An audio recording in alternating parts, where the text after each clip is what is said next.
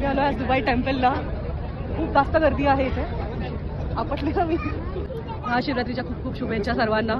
जसं तुम्हाला दिसतं हे आहे दुबई टेम्पल. आज आम्ही आलो दुबई टेम्पलला आणि चला बघूया आतमध्ये कसं आहे. भजन पण आहे आतमध्ये. So let's see. सो आम्ही आमच्या मित्रांसोबत आज आलो आहे शिवरात्रीच्या दिवशी आपल्या भोळ्या शंकराचं दर्शन घ्यायला. ही पहा गर्दी. ही गर्दी पाहून आपल्या मुंबईच्या बाबुळनाथ देवळाची आठवण आली.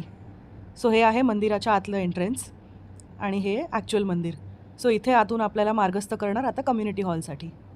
ही बघा भली मोठी लाईन. हे कम्युनिटी हॉलमध्ये सर्वांना अभिषेक करायला देत होते. असे छोटे छोटे मग्स ठेवलेले, त्याच्यातून सगळ्यांनी उचलून ज्यांना हवे ते अभिषेक करू शकतात. आणि हे मंदिराचं मुख्य गाभाऱ्य. हे बघा केवढं सुंदर काम केलं आहे ते. आणि हे बघा मार्बलवर सुद्धा तेवढंच डिटेलिंगने काम केलेलं आहे. नमो पार्वती पतये हर हर महादेव. Hi guys.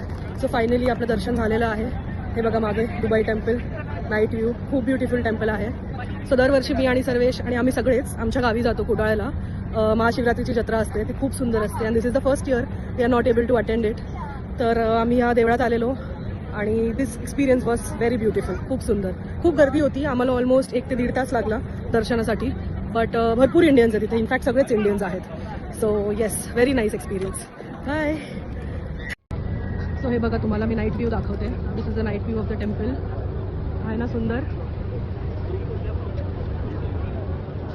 मंदिराचं गाभाऱ्य खूप मोठं आहे आणि त्याच्याच बाजूला हे आहे गुरुद्वारा. हा गुरुद्वारा आहे आणि हे आपलं टेम्पल आहे.